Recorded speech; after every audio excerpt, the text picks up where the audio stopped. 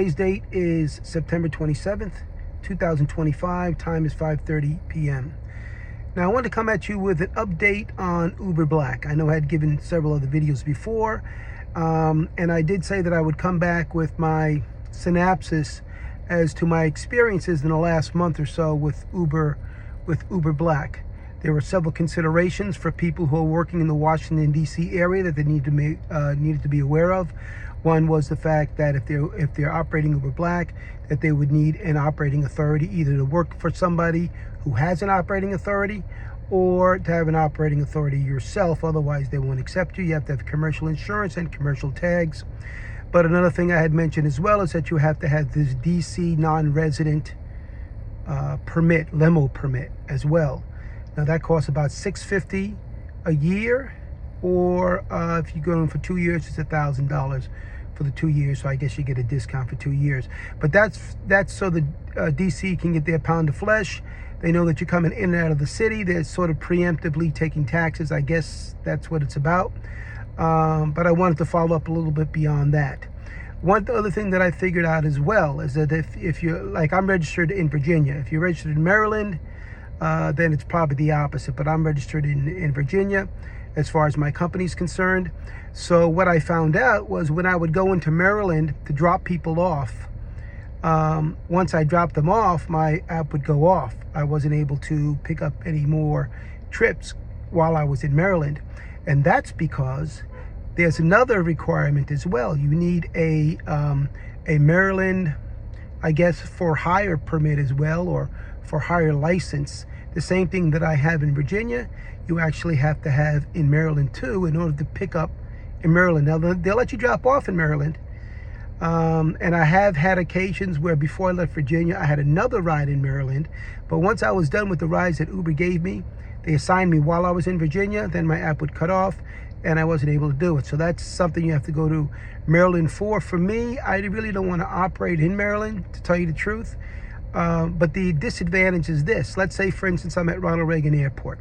I get a fare and it's taking me out to Baltimore Airport, which is about 45 miles away. Well, I drop off over there, then the app goes off. I cannot get a fare until I get back into Virginia or DC, because that's where my permit is for.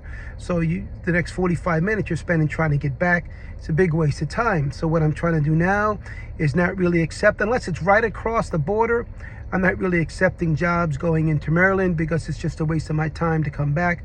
Again, the way to rectify that is to go through Maryland's DMV and get your I guess your for hire permit or for your hire license through Maryland, and then they'll allow you to pick up, Uber will allow you to pick up with Uber Black in Maryland. Now that's not the same consideration for Uber X. Uber X, it would appear that you don't need the same consideration. It's just for hire vehicles, and that would be under the Uber Black spectrum.